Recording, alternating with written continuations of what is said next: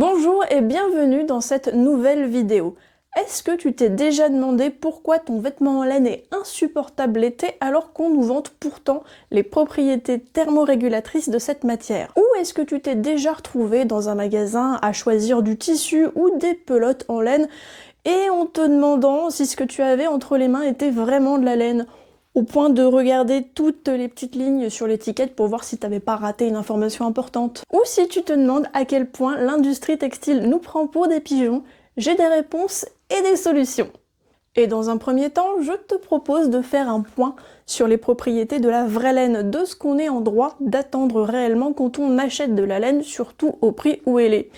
Et grâce à ce livre. Alors déjà, on y apprend que la laine est antistatique. Oui, tu m'as bien entendu, la laine est un produit antistatique. Si tes créations ou tes tissus en laine produisent de l'électricité statique, c'est qu'on t'a menti sur la composition. Ou qu'on t'a pas tout dit. C'est aussi une matière souple, élastique et qui s'adapte à la forme du corps. Bon, là, normalement, pas de surprise. On y apprend aussi qu'elle a des grandes propriétés d'isolation acoustique et qu'elle est résistante au feu, au point qu'on l'en utilise dans les avions et pour les sous-vêtements des pilotes automobiles. Alors ça je savais pas, je dois dire que c'est un peu drôle d'imaginer les pilotes de F1 avec un slip en laine, ça démystifie un peu, mais enfin j'imagine que ce qu'ils entendent par sous-vêtements en laine c'est plutôt des combis anti-feu qui portent sur circuit. Mais la laine est aussi hydrophobe, grâce à sa structure en écaille, elle repousse l'eau, ce qui explique qu'on en fasse des vêtements pour se protéger de la pluie depuis des milliers d'années. Elle est aussi hygroscopique et respirante. En gros, elle garde un toucher sec même en milieu humide et ne retient ni l'humidité ni la transpiration. Raison pour laquelle on en fait encore des sous-combinaisons respirantes pour la plonger en eau froide. Et en parlant de respirer, les dernières grandes propriétés de la laine sont la thermorégulation et son effet auto-nettoyant. En effet, elle ne retient pas les odeurs. Sachez qu'un pull en vraie laine n'a pas besoin d'être lavé plus de 2 fois par an. En théorie. On va y venir. Et si la moitié ou plus de ce que je viens de te citer te semble absurde, c'est normal.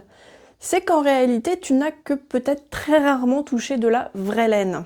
Et là, on va parler d'un procédé mis au point il y a 50 ans par l'industrie textile. La laine est une fibre naturelle produite par le mouton. Elle est composée de kératine comme tes cheveux, les poils de ton chat ou la corne des rhinocéros. Oui, ça là, c'est du poil en fait. Et le problème avec cette fibre naturelle, c'est qu'elle est justement trop naturelle pour l'industrie. Et oui, si on a parlé des propriétés de la laine, parlons maintenant de ses défauts. Déjà, elle est biodégradable. Alors oui, pour l'industrie, c'est un défaut parce qu'elle est sujette à des attaques de moisissures et surtout des attaques d'insectes comme les mites. Alors juste une petite parenthèse au sujet des mites qui est un faux problème, je développerai ça dans une prochaine vidéo, mais il n'y a que quand vous êtes des industriels et que vous stockez de la laine par hangar complet que là, oui, ça devient problématique, mais dans votre armoire, ça pose aucun problème. On verra ça une autre fois. Pensez à vous abonner. La laine est aussi sensible au choc thermique et à la friction, ce qui la rend difficile à passer en machine à laver.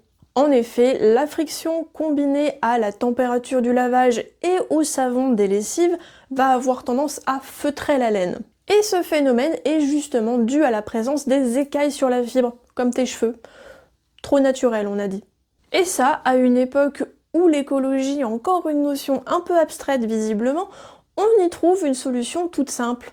Supprimer les écailles. Bah oui, logique. Comme ça, on va pouvoir laver en machine une matière qui, de base, je le rappelle, n'a pas besoin d'être lavée plus que ça. Et pour ça, on va inventer le superwash. Et vous allez voir que c'est pas le nom d'un super-héros. Ça, il va falloir que je réussisse à le dire sans être trop cynique. Ça va être compliqué. La première étape du superwash consiste à dissoudre les écailles en passant la laine dans un bain d'acide et du chlore. Si tu es déjà horrifié par ce que je viens de dire, accroche-toi bien parce que c'est pas fini. La seconde étape du superwash consiste à enduire ce qui reste des fibres d'une fine couche de polymère. Du plastique donc, issu de l'industrie du pétrole. Et tout ça pour un résultat qui, s'il supporte le lavage en machine, nécessite quand même un programme en lavage doux spécial laine. Le superwash, c'est super con. Et là, normalement, tu te demandes si le produit final peut encore être appelé laine ou même s'il mérite encore l'appellation fibre naturelle. Eh bien, légalement, oui. La législation sur la laine et ses traitements est suffisamment floue pour que ça passe. Les industriels ont le droit d'afficher 100% pure laine sur des produits en laine superwash. Mais concrètement, dans les faits, cette fibre n'a plus ses propriétés premières. Plus de régulation thermique, plus de propriétés respirantes, plus d'effets auto-nettoyants et surtout, elle n'est plus biodégradable. Pour une fibre naturelle, ça la fout mal quand même. À ce stade, elle n'a plus rien de vivant. C'est un résidu de fibre sous plastique qui va retenir la chaleur, les odeurs, la transpiration. Et donc nécessiter des lavages là où la matière de base n'en avait que rarement besoin. Mais il y a quand même marqué pure laine sur l'étiquette, tout va bien. Et au niveau écologique, le constat est catastrophique. On se retrouve avec des processus chimiques hyper polluants, des rejets microplastiques au lavage et une fibre naturelle qui n'est plus compostable. Pour te donner une idée du préjudice global, sache que cette pratique concerne plus de 70% de la laine mérinos vendue mondialement. La laine mérinos, c'est ce qu'on traite le plus au niveau mondial. Mais pas de panique, il existe des solutions et des bons réflexes à adopter avant d'aller tondre toi-même un mouton. Alors déjà, la première arme dont tu disposes pour faire les bons choix, c'est l'information. Et oui, si tu vois cette vidéo, c'est que tu es désormais informé et que tu as la possibilité de partager cette information autour de toi. Et aussi parce que YouTube ne recommandera cette vidéo que si elle a de bons résultats, pas parce qu'elle est d'utilité publique. Ta deuxième arme, c'est de savoir repérer la fibre superwash. Car cette appellation est de plus en plus souvent camouflée sous des termes alambiqués, comme Easy Care, Treatment, en anglais, ou en français, entretien facile, ou encore laine mercerisée. Et si rien n'est précisé sur l'étiquette, tu as parfaitement le droit de demander si la laine a été traitée ou non avant d'acheter. C'est toi le consommateur, c'est à toi de revendiquer ton droit d'être informé sur ce que tu achètes en toute transparence. Et si tu n'obtiens pas de réponse, un conseil, abstiens-toi. Autant acheter directement de l'acrylique parce que l'appellation pure laine sous-entend généralement un prix plus élevé. La seule différence finalement entre la fibre synthétique et la laine superwash. Et enfin, ton troisième et dernier outil, c'est le commerce local. Favoriser les petites productions, les entreprises humaines avec des valeurs cohérentes, les acteurs locaux de la laine en France et près de chez toi. Alors le mieux pour ça, c'est évidemment d'aller rencontrer directement ces personnes sur les marchés d'artisanat de ta région, qui pourront t'expliquer d'où vient leur laine, de quel élevage, et même parfois te donner le nom du mouton. Alors je plaisante pas, j'ai déjà vu ça, des gens qui mettaient le nom des moutons d'où provenait la laine sur les pelotes. Je trouve ça très drôle et absolument génial de pouvoir retracer une laine jusqu'au nom du mouton. Et si tu préfères découvrir quelques acteurs de la laine en ligne, que ce soit pour tous les jours ou pour ton costume de reconstitution historique parce que tu en as marre de bouillir dans ta tenue en laine en plein été, je te propose tout de suite une liste non exhaustive de professionnels du métier. Si tu habites dans le Grand Est, on est plusieurs avec chacune nos styles et nos ambiances. Je t'invite évidemment à venir découvrir mon entreprise, Le Fuseau du Chamoir, qui est à la fois sur l'historique et des créations plus classiques, mais aussi Le Fil d'Ardenne, qui a une approche plus complète que la mienne puisqu'elle trie et prépare les toisons qu'elle achète directement chez les éleveurs. Du côté de la Belgique, je t'invite à découvrir Appa Feutré, qui se fournit aussi auprès des éleveurs locaux près de chez elle et qui est récemment devenue l'une de mes fournisseurs en fil pour les merveilleux fils qu'elle propose, ils sont super doux. Si tu es du Nord, tu trouveras près de chez toi l'atelier du tisserand d'Ulster avec Fingun qui propose surtout de l'historique. Du côté de la Bretagne, c'est Au Fil des Temps, qui comme son nom l'indique est plutôt axé historique aussi. J'ai un peu l'impression de présenter la météo. Je vais me mettre avec une carte de France, c'est n'importe quoi. Du côté de la baie de Somme, c'est les laines du Marcanterre qui présentent une boutique très fournie. En Provence, vous avez la filature de Chantemerle et son réseau de laines européen Longomaille, bande de vénards. Dans l'Aveyron, vous avez les laines de Thios qui proposent aussi de magnifiques rouets, les rouets de Thios.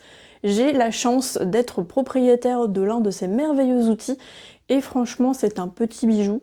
il est magnifique. Et pour finir, du côté du Morvan, vous avez le collectif Morvan Laine qui est actuellement en création, mais aussi tout plein de petits acteurs de la laine qui sont en train de se développer et de se regrouper surtout pour pouvoir présenter diverses prestations autour de la laine. Si tout ça vous intéresse, je vous mets évidemment tous les liens dans la description. Encore une fois, cette liste est non exhaustive. Si vous voulez découvrir plus d'acteurs de la laine près de chez vous, en France et dans toute l'Europe, je vous invite à découvrir la carte de l'European Wool Association. C'est une carte qui est plutôt bien fournie et qui recense tous les acteurs de la laine à condition que ceux-ci se soient inscrits et fait une demande pour être inscrits sur la carte. Et justement, si vous êtes un acteur de la laine, que ce soit professionnel ou associatif, que ce soit un éleveur ou que vous transformiez la laine d'une manière ou d'une autre, que vous ayez des projets de valorisation de cette matière, vous êtes les bienvenus sur cette carte. Je vous invite à faire la demande directement sur le site. Alors rassurez-vous, si le site s'affiche en allemand, vous avez la possibilité, en cliquant sur les petits drapeaux, de choisir votre langue de préférence,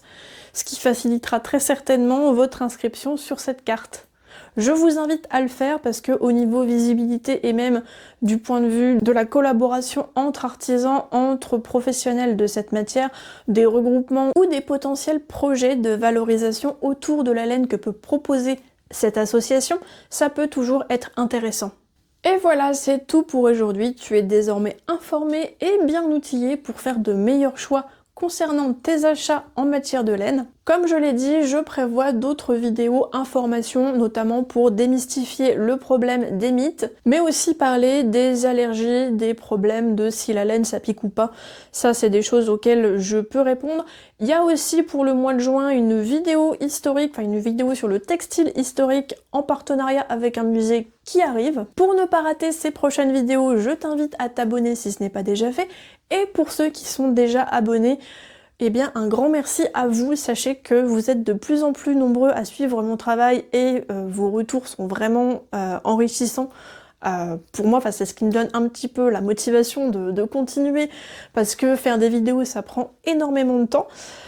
Donc des fois c'est un petit peu compliqué de jongler entre mon travail et les vidéos, mais bon, voilà, je pense que j'ai trouvé un rythme qui est pas trop mal. Et sinon, je vous dis à très bientôt et que les mois vous soient favorables.